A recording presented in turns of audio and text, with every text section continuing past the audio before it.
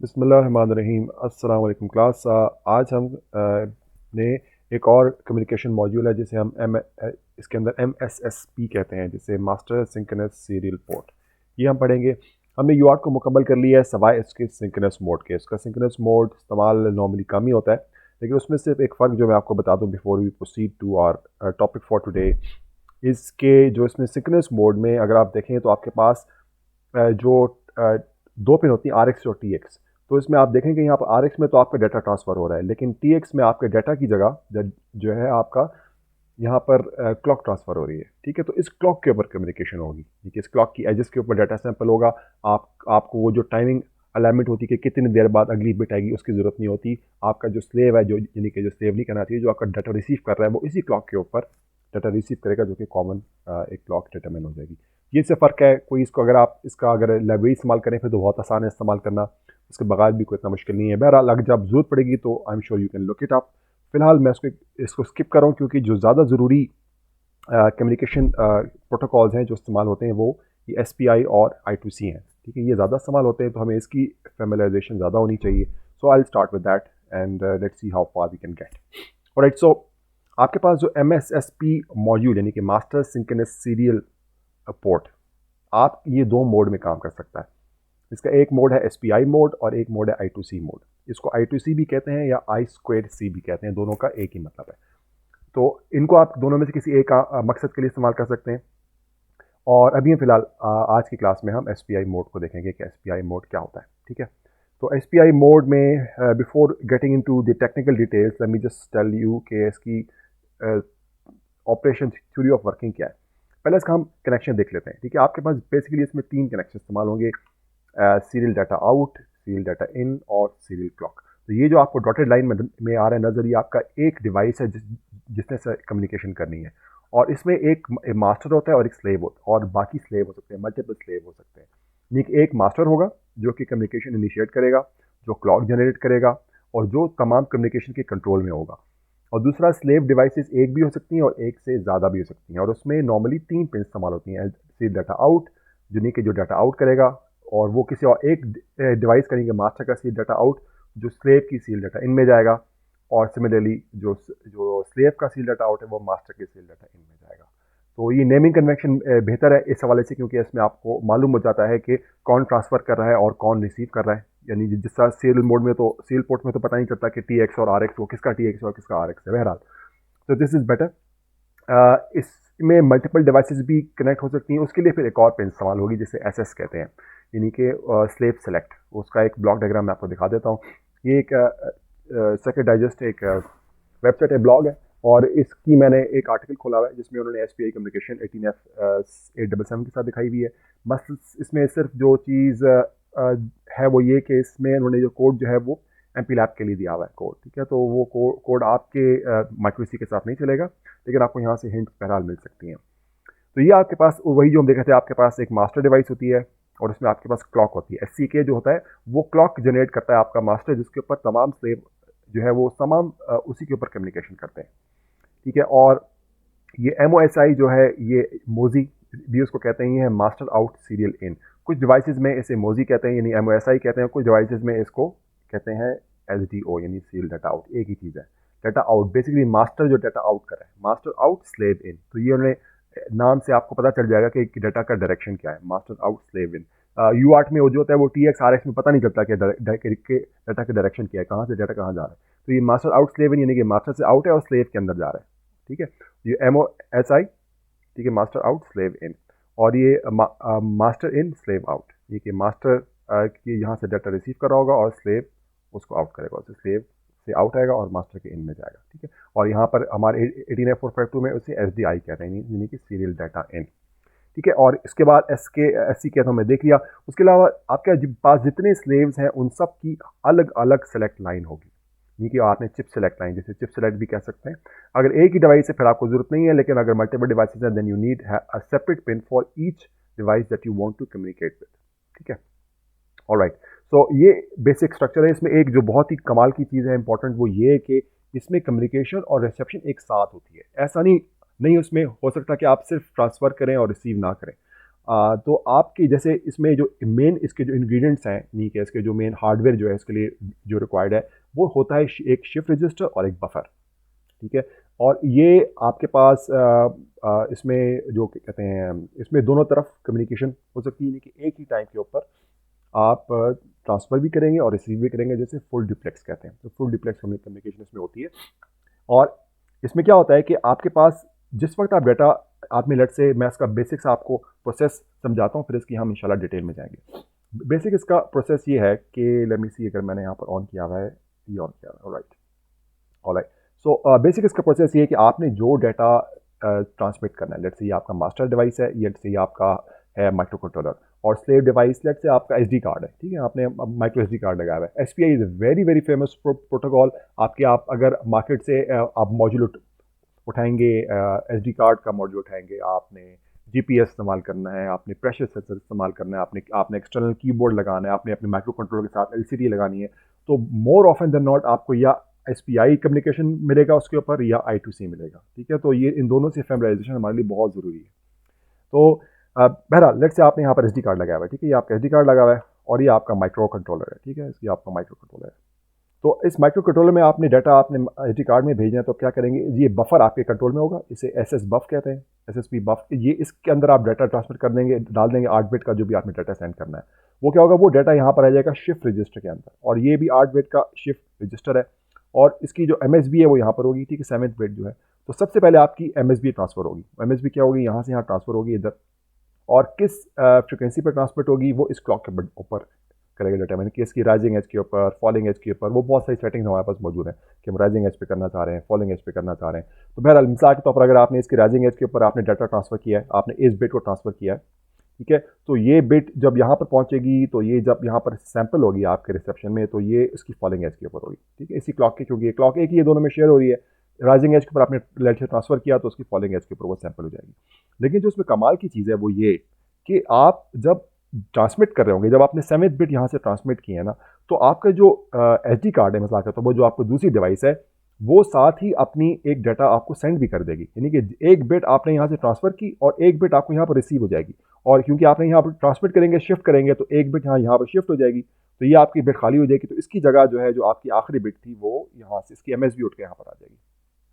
हर एक clock cycle के ऊपर आपके पास एक बिट यहाँ आपके टारगेट आपकी स्लेव डिवाइस में ट्रांसफ़र होगी, और हर उसी क्लॉक के में ही आपकी आपकी जो स्लेव से एक बिट आपके अंदर यहाँ पर स्लेव में आपके शिफ्ट रजिस्टर में आ जाएगी। और जब आपका ये शिफ्ट रजिस्टर पूरा भर जाएगा, ठीक है, ऐसा एक एक बिट ट्रांसफ़र हो रही है, आप यहाँ से इसमें डाटा ट्रांसफ़र करें तो ये बिट जो आ रही थी ये इसकी यहाँ पर आ जाएगी, ये बिट यहाँ पर आ जाएगी। तो जब आपके पास पूरा का पूरा लेट से हम मास्टर के हिसाब से देखते हैं, तो आपने जब पूरी बाइट आपकी ट्रांसफ़र हो जाएगी और पूरी एक बाइट आपको रिसीव हो जाएगी, तो जो डाटा आपको रिसीव हुआ है वो आपका फिर बफर में ट्रांसफ़र हो जाएगा, और आपके पास एक फ्लैग जनरेट हो जाएगा, ठीक है, आपके पास एक इंटरप्ट फ्लैग आ जाएगा। आप चाहे तो उसके ऊपर इंटरप्ट को उसको कर लें, मतलब कि उस पर आप इंटरप्ट सर्विस रूटीन कॉल कर लें, और फिर आप नेक्स्ट बाइट ट्रांसफ़र कर सकते हैं। तो एक ये सर्कुलर सा एक यहाँ पर पाथ चल रहा होता है, इनके ये रिसीव और ट्रांसमिट एक साथ हो रहा होता है। कमाल की चीज़ है कि एक ही शिफ्ट रजिस्टर में आपका डाटा ट्रांसफ़र भी हो रहा है और रिसीव भी हो रहा है। तो बेसिक इसका ऑपरेशन ऐसा है। अब हम इसको थोड़ा सा डिटेल से देखेंगे ताकि हमें ज़्यादा बेहतर समझ में आ सके। ऑलराइट, तो एक तो ये कि एसपीआई बहुत इंपॉर्टेंट प्रोटोकॉल है, बहुत सारी डिवाइसेस में इस्तेमाल होता है। तो इसमें ये आपके पास देखें, ये आपके पास वो शिफ्ट रजिस्टर है। शिफ्ट रजिस्टर आपके डायरेक्ट कंट्रोल में नहीं होता, बफर आपके डायरेक्ट कंट्रोल में होता है, ठीक है। बफर को आप एक्सेस कर सकते हैं, उसमें रीड राइट कर सकते हैं, लेकिन शिफ्ट रजिस्टर के अंदर ऑटोमेटिक होता है। बफर में आपने राइट किया तो डायरेक्ट शिफ्ट रजिस्टर में ट्रांसफर होगा और आपके पास डाटा ट्रांसफर होना शुरू हो जाएगा, ठीक है। ये आपके शिफ्ट रजिस्टर में आया, ये पिन आपके पास, ये पिन है ये SDI यानी कि डाटा इनपुट की, आपकी सील डाटा इनपुट की इनपुट है, और ये आउटपुट की। जो आपने डाटा यहाँ पर डाला वो यहाँ पर MSB फर्स्ट यहाँ से आउट पिन पे जाने स्टार्ट हो जाएगा, ठीक है। और जो भी डाटा आप जब एक एक बिट आउट करेंगे तो यहाँ से एक एक बिट रिसीव होगी और इस शिफ्ट रजिस्टर के अंदर आ जाएगी, और ये वो सीरियल बफर है जो कि हमने भी देखा है। सो let's read through and see if I missed something in explaining what I explained to you. The Master Secrets MSSP module is a serial interface useful for communicating with other peripheral or microcontroller devices. These peripheral devices may be serial EEPROMs, shift registers, display drivers, AD converters, etc. तो बहुत बेतहाशा devices हैं जो कि SPI और I2C को इस्तेमाल करती हैं। और इसके दो मोड हैं, MSSP के दो मोड है, एक SPI और एक I2C। फिलहाल हम SPI को देख रहे हैं। तो SPI मोड में 8 बिट का आपका ट्रांसफर होगा। एक्चुअली SPI के प्रोटोकॉल में 16 बिट भी आप ट्रांसफर कर सकते हैं, लेकिन आपके माइक्रो कंट्रोलर जो है वो 8 बिट डाटा को सपोर्ट करता है। इसका वैसे जस्ट वैसे मैं आपको जल्दी बता दूं, एक और फायदा ये है कि आपको इसमें फालतू बिट्स ट्रांसफर नहीं करनी पड़ती। अगर आपको याद हो U8 में आपको 8 बिट का अगर आप डाटा भेज रहे हैं तो आपको एक स्टार्ट बिट और स्टॉप बिट तो आपको साथ भेजनी पड़ती है ना, तो उसका भी टाइम तो वेस्ट होता है। तो SPI में ऐसा ऐसा कोई टाइम वेस्टेज नहीं होता आपके साथ, इसमें आपको स्टार्ट और स्टॉप बिट भेजने की जरूरत नहीं होती। Okay, SPI mode allows 8 bit of data to be synchronously transmitted and received simultaneously। एक साथ होता है data transfer receive. All four modes of SPI are supported. ये मोड्स क्या होते हैं? ये मोड्स पता नहीं उन्हें क्या बीच में गन डाल दिया है बड़ी बेकार सी चीज़। उन्होंने सिर्फ इसके ऊपर कि आपकी क्लॉक एज क्या होगी और आपका आइडल मोड क्या होगा, मतलब कि आपकी क्लॉक कहाँ से स्टार्ट होगी और ट्रांसफर किस एज के ऊपर होगा, इसके ऊपर उन्होंने 4 मोड बना दिए, जो कि काफ़ी कंफ्यूजिंग है, लेकिन हम इसको सिंपल तरीके से इस्तेमाल करेंगे, उतना ही इस्तेमाल करेंगे जितना हमें चाहिए। मोड को मैंने इतना बड़ा उसके ऊपर हवा बना दिया आपके लिए, मैंने आपको डरा दिया। मोड क्या होते हैं? कुछ भी नहीं होते मोड के, सिर्फ ये कि जो आपका ट्रांसमीटर और जो रिसीवर है दोनों की अंडरस्टैंडिंग होनी चाहिए कि किस एज के ऊपर ट्रांसफर कर रहे हैं। जब मैंने आपको बताया ना कि आपका जब आप यहाँ से डाटा ट्रांसफर कर रहे हैं तो उसको पता होना चाहिए कि भाई ये मैंने पॉजिटिव एज पे डाटा ट्रांसफर किया है, तो उसी क्लॉक एज में मैंने इस यहाँ पर सैंपल भी होगा ना डाटा, यहाँ जो डाटा यहाँ से सेंड हो रहा है, तो अब ये जो रिसीव कर रहा है वो किस पे रिसीव करेगा उसको, ठीक है? तो वो किस एज पे रिसीव करेगा? आप यहाँ से ट्रांसफर करेंगे, लेट्स से अगर आपने राइजिंग एज के ऊपर ट्रांसफर किया है तो उसी क्लॉक की फॉलिंग एज के ऊपर वो उसको सैंपल कर लेगा। तो ये दोनों की आपस में सिंक्रोनाइजेशन होनी चाहिए। तो वो सिंक्रोनाइजेशन जो है वो किस बेसिस के ऊपर होगी, उसको मोड्स कहते हैं। उसके जिसके 4 मोड्स हैं, ठीक है? ओ ठीक है, वो 4 मोड्स क्या हैं, वो किन चीज़ों पर डिपेंड करते हैं, वो हम इंशाल्लाह भी देख लेते हैं, ठीक है? इतनी बड़ी बात नहीं। ओके, तो आपके पास आपको इसके लिए बेसिकली 3 पिन चाहिए जो ज़रूरी हैं, वो है serial data out, serial data in और SCK। और ये कहाँ पर है आपके माइक्रो कंट्रोलर में? RC5, RC4, RC3। अगर मैं यहाँ पर प्रोटीज खोल लूँ तो आप देखिए यहाँ पर RC5, RC4, RC3। RC5 है आपके पास सीरियल डाटा आउट, RC4 है सीरियल डाटा इन और RC3 है सीरियल क्लॉक, ठीक है? तो ये आपके पास मेन आपके पास 3 पिन है। और अगर आपने मल्टीपल लगा रहे हैं आप स्लेव, तो स्लेव सेलेक्ट भी आप इस्तेमाल कर सकते हैं कि आप उसको सिलेक्ट करेंगे और ये एक्टिव लो है, एक्टिव लो है यानी स्लेव सेलेक्ट लगा दिया आपने तो वो और ये RA5 के ऊपर मौजूद है आपके पास। यानी यहाँ पर आप देखें तो आपके पास किधर RA5 पे है, SS जो है वो RA5, ठीक है? आपका RA5 आपका किधर गया? ये आपके पास RA5 SS, ठीक है? आपके पास ये RA5, ठीक है? तो ये अगर आपने मल्टीपल स्लेव लगाए हुए तो उसके लिए आप इस्तेमाल कर सकते हैं। ओके राइट, सो रजिस्टर्स इसमें कौन कौन से हैं? इसमें दो तो हमने देख लिए हैं, SSP बफ और SSP शिफ्ट रजिस्टर। ये दो हमने देख लिए कि एक बफर है और एक शिफ्ट रजिस्टर है, ये दो हम देख चुके हैं। बाकी इसके जो कंट्रोल रजिस्टर है दो, एक कंट्रोल SSP कॉन 1 है और एक स्टैटस रजिस्टर है SSP स्टैट, जो कि इसकी सेटिंग्स के लिए इस्तेमाल होंगे। उसके लिए जो सेटिंग्स अभी फ़िलहाल हमें दरकार है वो हम देखेंगे, और उनको जो है फ़िलहाल अभी जो ज़रूरत नहीं, जैसे ये वाले की सारी I2C में इस्तेमाल होती है, इनको हम फ़िलहाल इग्नोर कर देंगे। Before I explain these status registers, let me just talk about the modes first. हम जो कहते हैं मोड, इसमें 4 मोड होते हैं कि सैम्पलिंग किसके ऊपर होगी। तो आप जो क्लॉक जनरेट कर रहे हैं, let me just come back to this. ये जो हमने ब्लॉक डायग्राम यहाँ पर देखा था, ये देखिए। अब ये आप जो क्लॉक जनरेट कर रहे हैं, ठीक है? तो क्लॉक, ये हम इस सीरियल क्लॉक की बात कर रहे हैं। ये सीरियल क्लॉक जो है, इसका आइडल मोड जो है वो आइडल स्टेट जो है वो 0 होगी या 1 होगी। इसके ऊपर एक आपके पास वेरिएबल ये है कि क्लॉक की आइडल स्टेट क्या होगी। और उसके बाद सैम्पलिंग जो फर्स्ट एज, यानी कि आप डाटा जो ट्रांसफर करेंगे, ठीक है? एक तो ये कि आपकी जो सीरियल क्लॉक है, जब वो कम्युनिकेशन नहीं हो रही, तो सीरियल क्लॉक हाई होगी या लो होगी, ठीक है? जब आप क्लॉक जनरेट नहीं कर रहे, तो वो एक वेरिएबल है सीरियल क्लॉक का, वो यहाँ पर जो लिखा हुआ है। एक वो आपका आइडल टाइम, आइडल स्टेट आपकी जीरो की भी हो सकती है, जैसे मोड 0 और मोड 1 में, और इसकी 1 भी हो सकती है, जैसे मोड 2 और मोड 3 में। और दूसरी चीज़ क्या है कि आप जो डाटा ट्रांसफ़र कर रहे हैं वो आप जो राइजिंग एज के ऊपर कर रहे हैं, राइजिंग एज के ऊपर या सेकंड यानी कि फॉलिंग एज के ऊपर करेंगे, ठीक है? फर्स्ट एज के ऊपर करेंगे या सेकंड एज के ऊपर करेंगे, तो उसके ऊपर ये आपके मोड्स चेंज होंगे, ठीक है? वो क्या होंगे हम देख लेते हैं। ये देखिए, अब मिसाल के तौर पर हम बात करते हैं कि अगर आपके पास क्लॉक की आइडल स्टेट 0 है, यहाँ पर भी इसमें 0 है, यहाँ पर भी 0 है, तो आप अगर जो डाटा ट्रांसफ़र है वो आप इस पहली राइजिंग एज के ऊपर कर रहे हैं, तो यहाँ पर आप डाटा ट्रांसफ़र करेंगे और जो रिसीव होगा वो इस क्लॉक की फॉलिंग एज के ऊपर, यानी कि जो आपका रिसीवर होगा उसके यहाँ पर वो रिसीव होगा।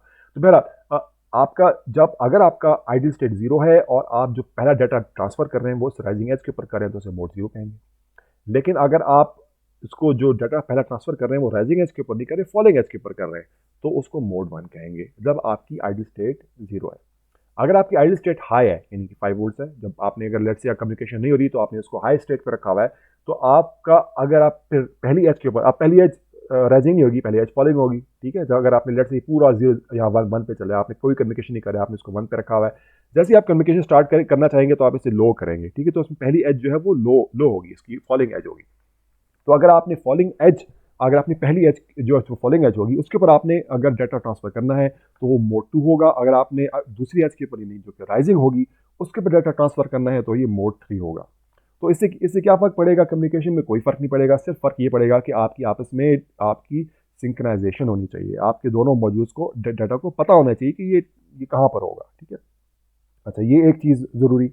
इसके साथ मैं आपको एक दिखा देता हूँ ब्लॉक डायग्राम, तो कि सॉरी एक टाइमिंग डायग्राम दिखाता हूँ जो कि आपको शायद थोड़ा सा समझ में आए। अच्छा, अब ये आपके पास ये देखें, ये जो देखें क्लॉक ये है, ये थोड़ी सी देखें यहाँ पर क्लॉक ये पहले लो है फिर हाई हो रही है, और यहाँ पर हाई है फिर लो हो रही है, ठीक है। और यहाँ पर ये देखें, यहाँ पर ये थोड़ी सी फेज शिफ्टेड है, यानी कि यहाँ पर लो है जो जा रही है, इसके बाद यहाँ पर यानी कि ये जो पहला पहला डाटा है वो यहाँ पर ट्रांसफर होगा। और ये तो ये सारे के सारे जो क्लॉक्स आपको 4 नज़र आ रही हैं, 4 मोड्स को रिप्रेजेंट कर रही हैं आपके पास, जो 4 क्लॉक मोड जो कि हमने अभी यहाँ पर देखे। तो अभी हम अपनी ज़िंदगी आसान करने के लिए, अगर वैसे मैं जनरली बात कर रहा हूँ, मेरा अपना ज़ाती राय है कि अगर वो इन 4 मोड की जगह सिर्फ एक मोड रख देते तो सबको बताते भाई यही मोड है, इसी के ऊपर कम्युनिकेशन होगी, तो सारे के सारे जो कि मैन्युफैक्चरर्स हैं जिन्होंने एसपीआई कम्युनिकेशन करनी तो वो सब इसी के ऊपर बनाते। अब पता नहीं क्यों उन्होंने 4 मोड रख दिया। अब हर मैन्युफैक्चरर जो है वो कहेगा मैं इस मोड पे काम करता हूँ, कोई मैन्युफैक्चरर कहेगा मैं इस मोड पे काम करता हूँ। तो इसलिए थोड़ा सा कन्फ्यूजन हो गया मेरे ख्याल से। मुझे शायद इतना इल्म नहीं है उन्होंने किस किस वजह से मोड रखे, मुझे अभी तक समझ में नहीं आया कि उन्होंने मोड रख के कन्फ्यूजन बिलावजी क्यों क्रिएट किया। लेकिन क्योंकि एस पी आई मोड हमने कम्युनिकेशन प्रोटोकॉल आपने हमने नहीं बनाया, तो इसलिए हमें इस पर गुजारा करना पड़ेगा। जब मैं अपना ये सीएल पोर्ट पेरिफेरल इंटरफेस है ना एस पी आई, तो अगर मैं फरहान पेरिफेरल इंटरफेस अपना अगर लॉन्च करूँगा तो उसमें फिर मैं एक ही मोड रखूँगा, बिलावजी की कन्फ्यूजन क्रिएट नहीं करूँगा। तो अनटिल देन जब तक मैं वो मोड लॉन्च नहीं करता तब तक हमें इस पर गुजारा करना पड़ेगा। तो मैं आपको जो एक्सप्लेन करूँगा वो मोड 0 के ऊपर करूँगा एक्सप्लेन, यानी कि इस मोड के ऊपर कि आपके एक्टिव क्लॉक जो है उसका आइडियल टाइम लो है और पहली राइजिंग एज के ऊपर डाटा ट्रांसफर स्टार्ट होगा, ठीक है। तो इन सारे वे फॉर्म्स को फिलहाल भूल जाए। अब क्या होगा? अब आपके पास यहाँ पे राइजिंग एज आई, इस राइजिंग एज के बाद आपने देखें यहाँ पर यार मैं खोलने की कोशिश करता हूँ इसको, अगर ये मेरा साथ दे तो right, okay, over here, okay. ये आपके पास पहली राइजिंग एज है जिसके ऊपर डाटा मैंने ट्रांसफ़र करना है, और देखें यहाँ पर मैं डाटा ट्रांसफ़र इसके बाद में करूँगा और यहाँ पर जाके डाटा वैलिड हो गया, ठीक है। थोड़ा देर इनवैलिड था, यहाँ पर आके डाटा वैलिड हो गया।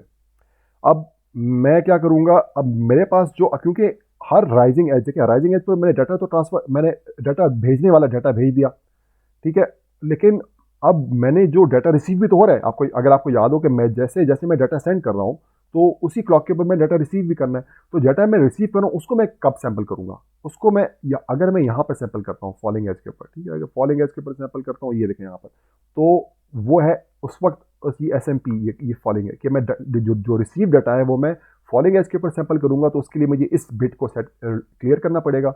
अगर मैं उस डाटा को सैंपल कर रहा हूँ ये राइजिंग एज के ऊपर, ठीक है, मैं उसको राइजिंग एज के ऊपर सैंपल कर रहा हूँ, देखें यहाँ पर, तो वो उसके लिए मैं एस एम पी 1 सेट करूँगा। तो ये मेरे पास, ये भी मेरे पास एक सेटिंग है जो कि दोनों के अंदर म्यूचुअली डिसाइडेड होगी कि मैं जो मैं रिसीव कर रहा हूँ वो मैं किसके ऊपर करूँगा, ठीक है, मैं फॉलिंग एज के ऊपर कर रहा हूँ या मैं राइजिंग एज के ऊपर कर रहा हूँ, ठीक है।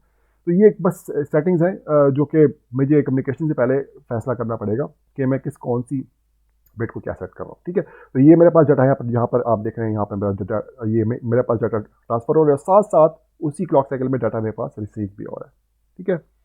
तो ये मोड्स हो गए और ये एस हो गए, ठीक है। तो ये इसकी इंपॉर्टेंट चीज़ें थी। Let's proceed to the data sheet में जो हम देख रहे थे एस एफ आर्स को।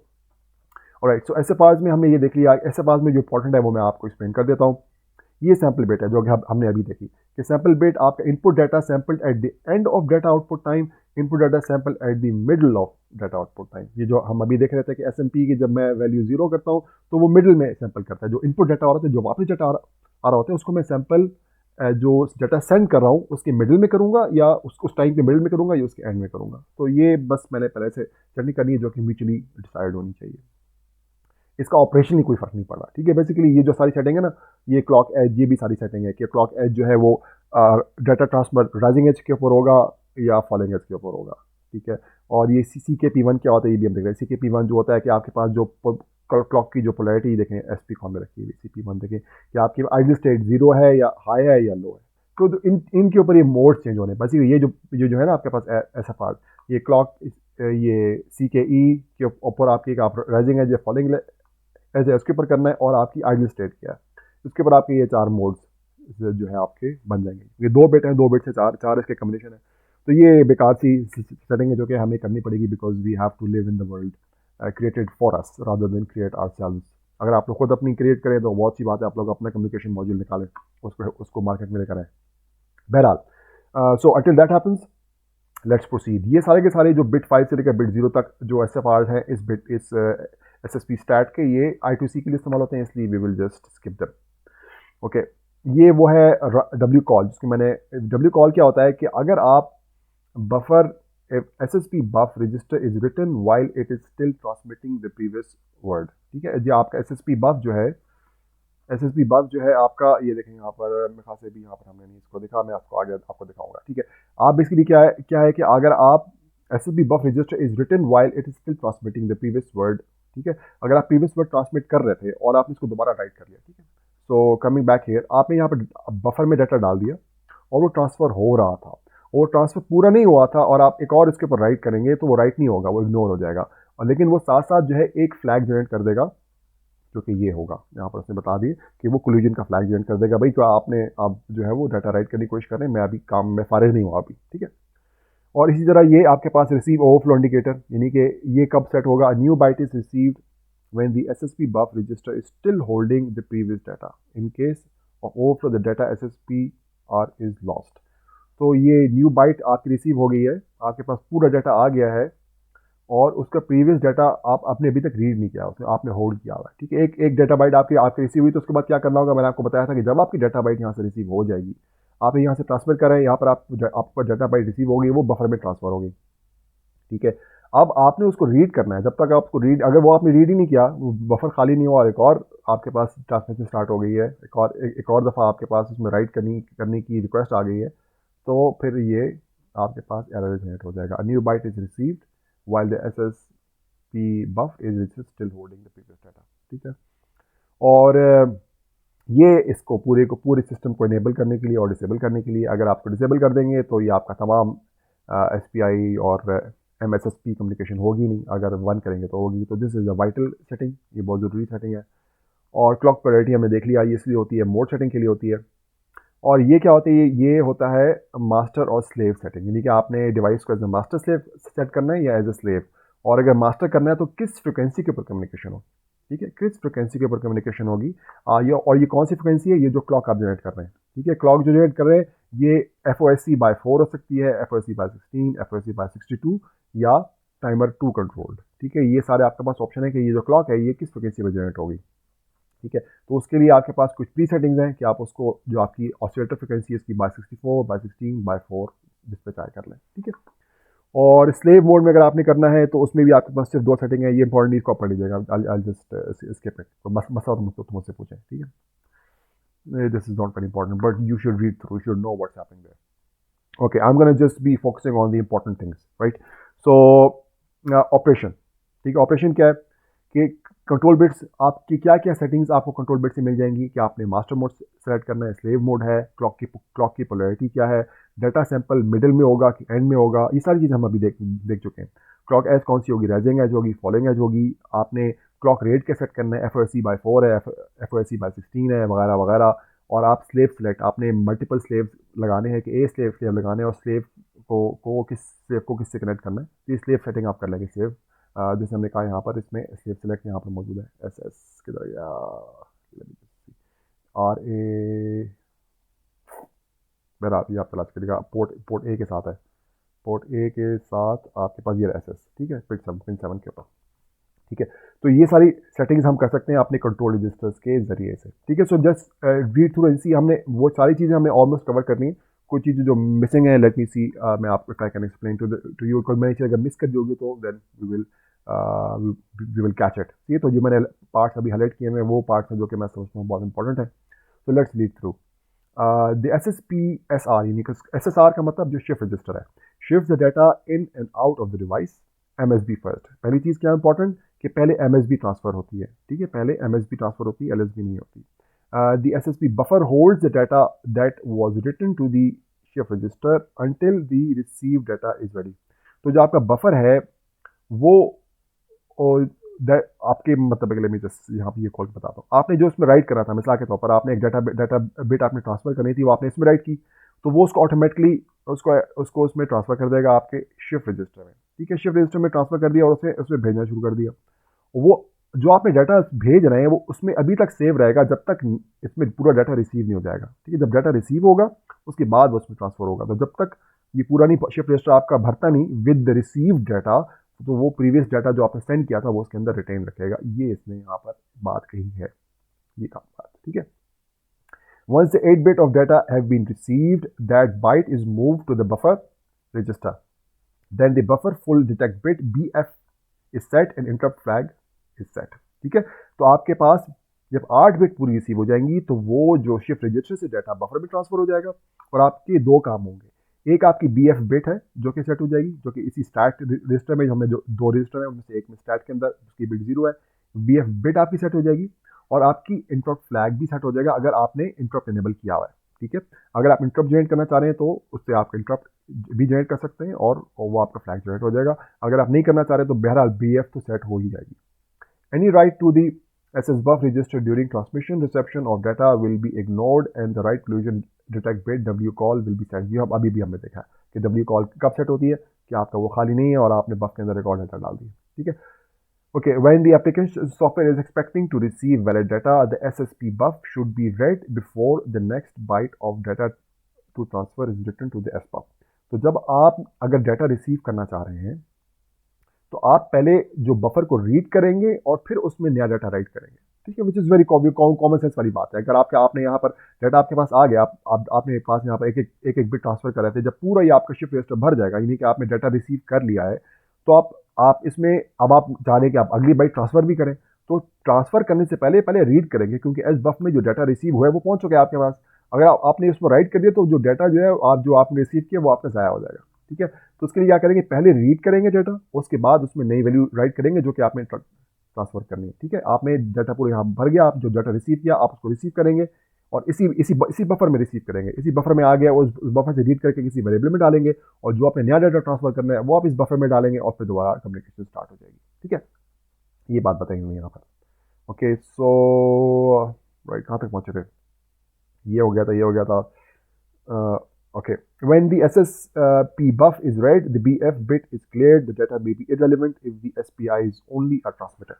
तो आपके पास जो जब बफर आपका रीड किया जाएगा तो जब आप डाटा आपका रिसीव हो गया, ठीक है, डाटा आपका बफर में आ गया, जब आप उसे रीड करेंगे तो आपकी BF बिट जो कि SSP स्टैट के अंदर मौजूद है वो बिट ऑटोमेटिकली क्लियर हो जाएगी, आपको उसको मैन्युअली क्लियर करने की जरूरत नहीं है। ये बात हमने बताई पहली। दूसरी ये दीजिए कि ये दिस डाटा में be irrelevant if the SPI is only a transmitter. ये क्या बात है, ये भी हम थोड़ा सा अभी आगे जाके आपको एक्सप्लेन करते हैं, बल्कि अभी से कर देता हूँ आपको, क्या याद करेंगे। चलिए ये देखें, अब आप देखें यहाँ पर, अब हम ये कह रहे हैं कि आपका ट्रांसमिशन और रिसेप्शन एक साथ होती है, ठीक है। अगर आप मिसाल के तौर पर ट्रांसमिट करना चाह रहे हैं लेकिन रिसीव करना ही नहीं चाह रहे, लेट्स से आपकी वन वे कम्युनिकेशन है, फिर आप क्या करेंगे, तो आपके पास इसमें 3 सिनेरियोज क्रिएट होते हैं। इसमें वो सिनेरियो जहाँ पर गिवन है कि master sends data, slave sends dummy data, यानी कि क्योंकि कम्युनिकेशन तो हो रही है, उसने जैसे जैसे डाटा यहाँ पर ट्रांसफर होगा उसने यहाँ पर शिफ्ट रजिस्टर में डाटा तो रिसीव करके अपने अंदर स्टोर करना ही है, ठीक है, आप चाहें या ना चाहें वो डाटा रिसीव करेगा। तो इसलिए आपका क्या करेंगे, स्लेव जो है वो डमी डाटा भेज देगा, कुछ भी भेज देगा, वैसे ही है। अगर आपको तुम्हें नहीं भी, उसको सिर्फ खुश करने के लिए कि चलो यार तुम डाटा ले लो, तो वो डाटा जो है डमी डाटा उसको भेज देगा। यानी कि मास्टर, यानी कि इस वक्त क्या हो रहा है, इस पहली सिनेरियो में क्या हो रहा है कि सिर्फ आपका मास्टर डाटा सेंड कर रहा है और स्लेव रिसीव कर रहा है। स्लेव से डाटा को आपको कोई ज़रूरत नहीं है, आप नहीं चाहते कि आपका जो गुलाम है वो आपसे बात करे, ठीक है, तो आप सिर्फ उसको ऑर्डर पास करना चाह रहे हैं। तो आप ऑर्डर कहाँ से पास करेंगे, ये आपका सिनेरियो एक हो सकता है। दूसरा क्या कि आपने उससे गपशप लगानी है स्लेव के साथ, तो आप भी डाटा सेंड करेंगे और स्लेव भी डाटा सेंड करेगा जैसे इसमें मौजूद है, जिसका मतलब आपके पास जो डाटा रिसीव करे वो आपके लिए कहाँ पे डाटा है। तीसरा सिनेरियो क्या हो सकता है कि master sends dummy data and slave sends data. ठीक है, आपका जो स्लेव है वो आपके लिए वो आपसे बातें कर रहा है, आपको कुछ कहानी सुना रहा है और आप बैठ के सुन रहे हैं और आपको उसको कोई बात नहीं करना चाह रहे उससे। ठीक है, आपको बात करने का कोई मूड नहीं है, तो आप क्या करेंगे कि आप डमी डाटा कुछ डाल देंगे, या बस कोई एक डमी डाटा आपने फेंक दिया जो कि ट्रांसमिट होता रहेगा और स्लेव जो है वो आपको काम का डाटा भेजेगा। ठीक है, तो बहरहाल कहने का मकसद ये है कि आप इन ऑल सर्कमस्टांसेस आपने डाटा सेंड भी करना है और रिसीव भी करना है, वेदर चाहे आपको चाहिए हो डाटा या ना चाहिए हो। ठीक है, तो उसके लिए ये 3 सिनेरियोज यहाँ मौजूद है। तो ये जो उन्होंने बात की है यहाँ पर कि when SS buff is read, BF is cleared, this data may be irrelevant if the SPI is only a transmitter। ठीक है, अगर आपसे ट्रांसमिट करें तो जो आपने डाटा रिसीव किया है वो आपके लिए बेकार है, किसी काम का नहीं है, तो कोई फर्क नहीं पड़ता, गुजारा करें। Okay, if the interrupt method is not going to be used, then software polling can be done to ensure that a write collision does not occur। अगर आपने इंटरप्ट इस्तेमाल नहीं कर रहे तो आप BF बिट आपके पास फिर भी सेट होगी। ठीक है, और उसकी आप पोलिंग करेंगे कि जब BF बिट सेट होगी इसका मतलब कि बफर फुल हो गया, बफर भर गया, अब आप अगला काम कर सकते हैं अपना। The SSP shift register is not directly readable or writable and can only be accessed by addressing the SSP buff register। ठीक है, ये बात हम पहले देख चुके हैं कि SSP जो आपका शिफ्ट रजिस्टर है जो यहाँ मौजूद है, ये शिफ्ट रजिस्टर को आप डायरेक्टली रीड राइट नहीं कर सकते, आप बफर को कंट्रोल करेंगे। जो बफर में राइट करेंगे वो यहाँ पर शिफ्ट हो जाएगा और जब शिफ्ट रजिस्टर में डाटा आ जाएगा तो वो बफर में खुद ही राइट हो जाएगा। ठीक है, ये बात बताई इन्होंने। ऑलराइट, सो अब टिपिकल कनेक्शन क्या है जो जो पहले हमने स्टार्ट यहीं से किया था, तो इसी ब्लॉक डायग्राम की एक्सप्लेनेशन यहाँ पर हुई है। The master controller processor 1 initiates the data transfer by sending SCK। तो जो मास्टर है वो क्लॉक जनरेट करता है और वो इनिशिएट करता है बातचीत। ठीक है, जब वो कहता है कि मैंने बात करनी है तभी स्लेव बात कर सकते हैं, वरना उसकी मजाल नहीं कि वो आगे से चूं भी करे। The data is shifted out of both shift registers on their program clock edges and latched at the opposite edge of the clock। This is a very important statement। वो क्या कि data is shifted out of both shift register. ये कौन से both shift registers है? Master और slave की बात हो रही है, यानी कि लेट से आपका ये SD कार्ड था आपका और ये आपका माइक्रो कंट्रोलर था, तो आपका माइक्रो कंट्रोलर और जो SD कार्ड दोनों के शिफ्ट रजिस्टर एक साथ डाटा को आउट करेंगे। वो ये डाटा यहाँ से फेंकेगा और ये यहाँ से उठा के इसको फेंकेगा। ठीक है, कैच खेल रहे हैं दोनों के पास जो है वो बारी बारी ये इसको कैच फेंकेगा, उसको कैच फेंकेगा।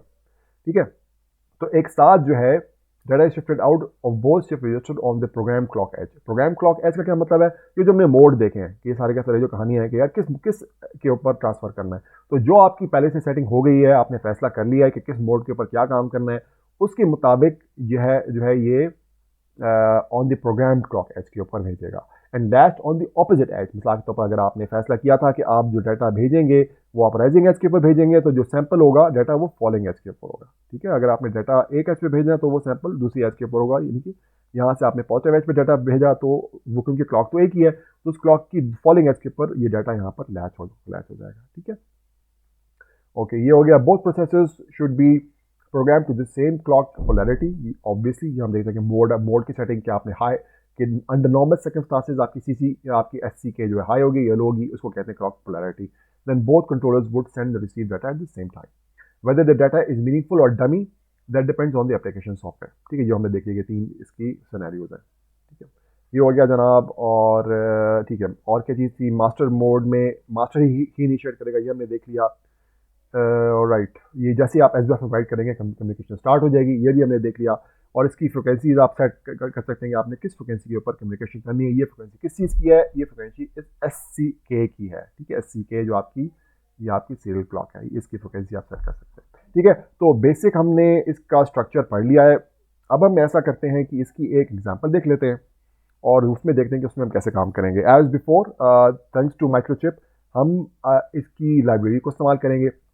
इसकी लाइब्रेरी अगर आप हार्डवेयर लाइब्रेरीज खोलें तो आपको हार्डवेयर लाइब्रेरी के अंदर SPI की लाइब्रेरी नज़र आ जाएगी और ये SPI की मल्टीपल लाइब्रेरीज है। ठीक है, और हम सिर्फ अभी पहली जो बेसिक लाइब्रेरी है उसको हम देखेंगे। इसमें जो मेन फंक्शन है वो SPI init, SPI init advance, SPI read, SPI write। फिलहाल हम इसको ही देखेंगे। तो इसमें क्या क्या है कि SPI init जब हम करेंगे, क्योंकि इसमें इनिशियलाइजेशन के बहुत सारे उसमें वो वेरिएबल्स आपके पास हैं, ये जिसे पैरामीटर्स कह सकते हैं।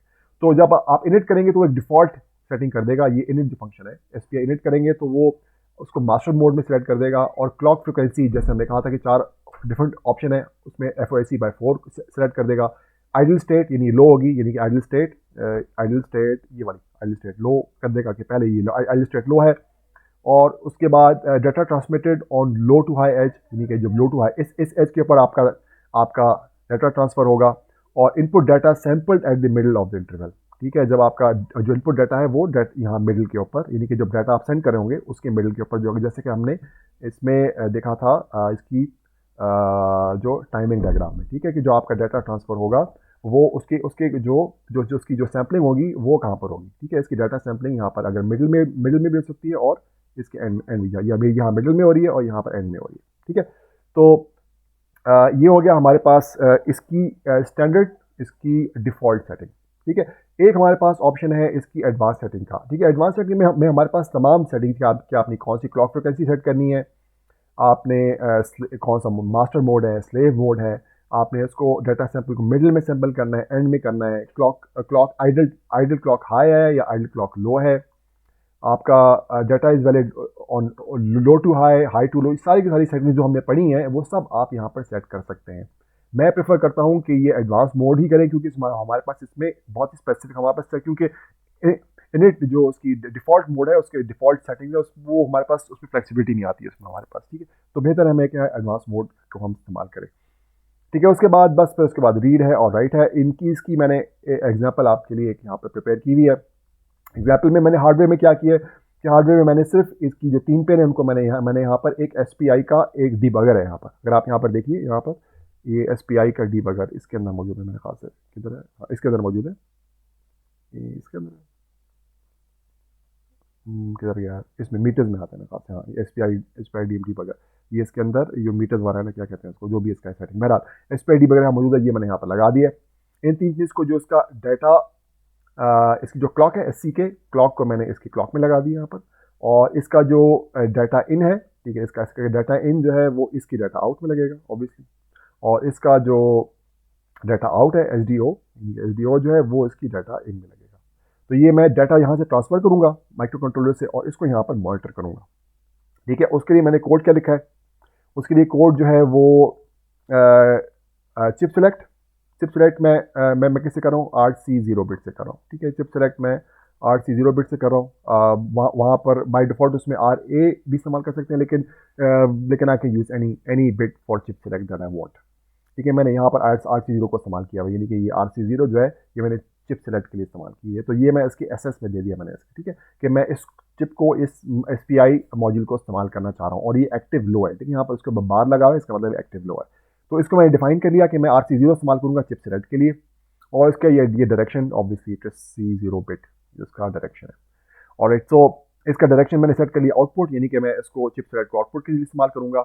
ये मैंने SPI इनिट का फंक्शन कॉल किया था, जिसको मैंने अभी कमेंट आउट किया हुआ है। इसके साथ भी आपका ये कोड चल जाएगा, लेकिन मैं एडवांस मोड इस्तेमाल कर रहा हूँ ताकि हमें इसकी अंडरस्टैंडिंग थोड़ी सी ज़्यादा बेहतर हो।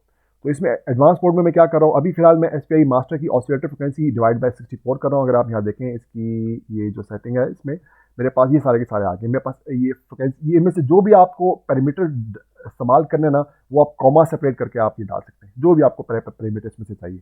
तो मुझे इसमें से कौन सा चाहिए था, मुझे FOSC बाय 64। मैं चाहता था कि स्लो स्पीड में कम्युनिकेशन करूँ, दिस इज द स्लोएस्ट ना।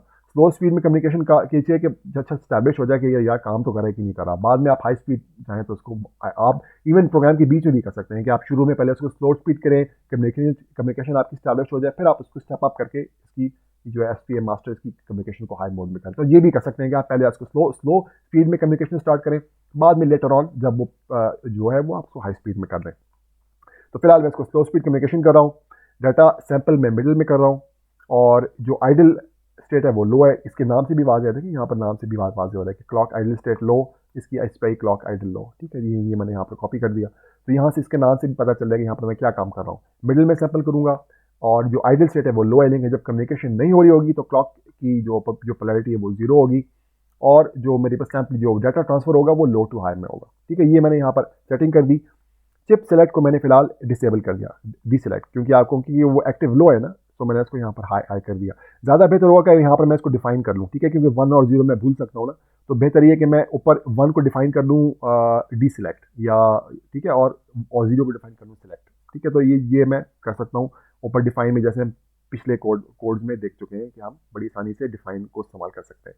तो बहरहाल ये मैंने एक फंक्शन बनाया है जो कि इनिट में, यानी कि मेन फंक्शन को इनिशियलाइज करने के लिए। मेन फंक्शन मेरा ये है, मेन फंक्शन स्टार्ट नहीं हुआ, ये एक मैंने फंक्शन है जो कि मैं सबसे पहले यहाँ कॉल कर रहा हूँ। ठीक है, ये एक अच्छा तरीका है इनिशियलाइजेशन का कि आप इनिशियलाइजेशन जो है नॉर्मली मेन फंक्शन में ना करें, उससे बाहर एक फंक्शन बना दें और उसको फिर कॉल कर लें। ठीक है, तो उस फंक्शन में मैं क्या कर रहा हूँ, मैं इनिशियलाइजेशन कर रहा हूँ और ये मैंने सारे आपके इनिशियलाइजेशन आपको दिखा दिए।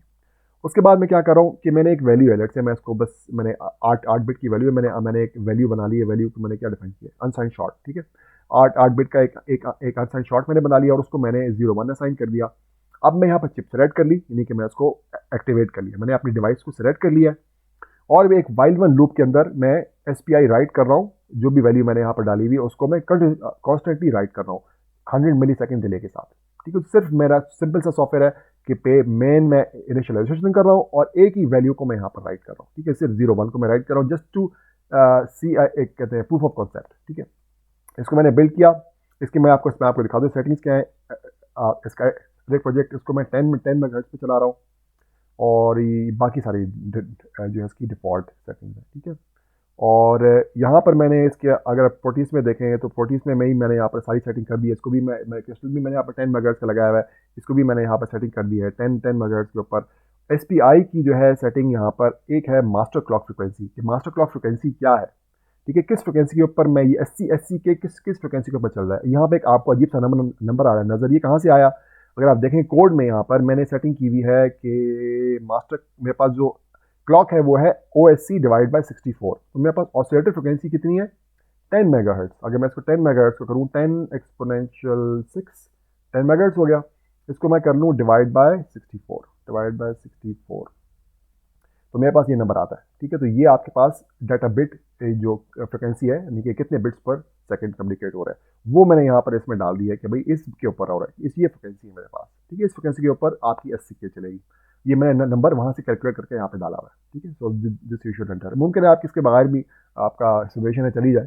तो बहरहाल ये बहुत सारी आपकी गलतियों को जो है वो उसके ऊपर पर्दा डाल देता है ये सिमुलेशन। बहरहाल तो ये मैंने इसमें डाल दिया है, मैं इसको मैं लिंक भी कर दिया वो कोड के साथ, मैंने हेक्स फाइल इसमें डाली हुई है और अब मैं इसको चला के देखेंगे। ठीक है, तो आपके पास देख रहे हैं यहाँ पर 1111 आपके पास रिसीव हो रहा है। एक बग जिसके ऊपर मैं फंस गया था और मुमकिन है आप भी उसमें फंस जाएं, और वो बग क्या था कि मैंने क्या किया था कि ये जो सेटिंग है डाटा की चिप सेलेक्ट, लेट्स से अगर मैं सिर्फ इस चिप सेलेक्ट को यहाँ पर ना करूँ, मैं सॉरी यहाँ पर चिप सेलेक्ट इसको मैं डिसेबल ना करूँ, लेट्स सी, सिर्फ मैं इसको डिसेबल नहीं करता। लेट्स से अब मैं कोड चलाता हूँ, मैं इसको बिल्ड करता हूँ। ठीक है, मैंने इसको यहाँ पर इसको मैंने डी सेलेक्ट किया था ना, सिर्फ मैंने इसको नहीं, जब ये काम नहीं किया था तो मेरे पास एरर आ गया था। मैं आपको दिखाता हूँ, देखिए अब मैं जब डाटा रिसीव करता हूँ तो मेरे पास गलत डाटा आ रहा है, 2 आ रहा है, जबकि मैं सेंड 1 कर रहा हूँ। जबकि मैं इस यहाँ पर क्या हो रहा है कि सिर्फ मैं इसको डी सेलेक्ट कर रहा हूँ, यहाँ पर चिप को डिवाइस को डी सेलेक्ट कर रहा हूँ। तो this is part of the जो आपकी इनिशियलाइजेशन आप जो आपने ज़रूरी करनी है। ठीक है, नहीं करेंगे तो आपको ये एरर देगा। तो सबसे बेहतर क्या, देखें यहाँ पर मैं क्या कर रहा हूँ, चिप सेलेक्ट 0 कर रहा हूँ, यानी कि यहाँ पर मैं चिप सेलेक्ट कर रहा हूँ, उसको एक्टिवेट कर रहा हूँ और फिर यहाँ पर मैं मुसलसल कम्युनिकेशन कर रहा हूँ। बेहतरीन सबसे बेहतर तरीका क्या है कि आप जब आपने कम्युनिकेशन करनी हो तो आप चिप सेलेक्ट करें और जब कम्युनिकेशन कर लें तो चिप सेलेक्ट को बंद कर दें। ठीक है, तो यहाँ पर तो मुसलसल हम कम्युनिकेशन ही करें, तो इसलिए मैंने इसको बंद नहीं किया। तो एज ए स्टैंडर्ड प्रोटोकॉल आप चिप सेलेक्ट करें और जब हो जाए कम्युनिकेशन तो चिप सेलेक्ट को 0 कर लें। ठीक है, इसमें कोड में एक मैं थोड़ी सी मैं वेरिएशन कर देते हैं। यहाँ मैंने 1 से स्टार्ट किए तो मैं ट्रांसफर 1 नहीं करता, मैं इस वैल्यू को इंक्रीमेंट कर लेता हूँ, सिर्फ मैं ये काम कर लेता हूँ। ठीक है, इसको मैं इंक्रीमेंट करता हूँ ताकि हर दफ़ा नया नंबर ट्रांसफर हो। इसको मैं बिल्ड करता हूँ और इसको चला के देख लेते हैं before I and the lecture. तो 1 2 3 4 से स्टार्ट हुआ और वो आगे सारा हेक्स नंबर आगे जा रहा है, तो उससे सही है। तो this is working just fine. So this today's class was an introduction to SPI. I hope you have understood this, because this is very important protocol that you will be needing in your journey towards embedded systems. Thank you for coming to the class. Assalamu alaikum wa rahmatullah.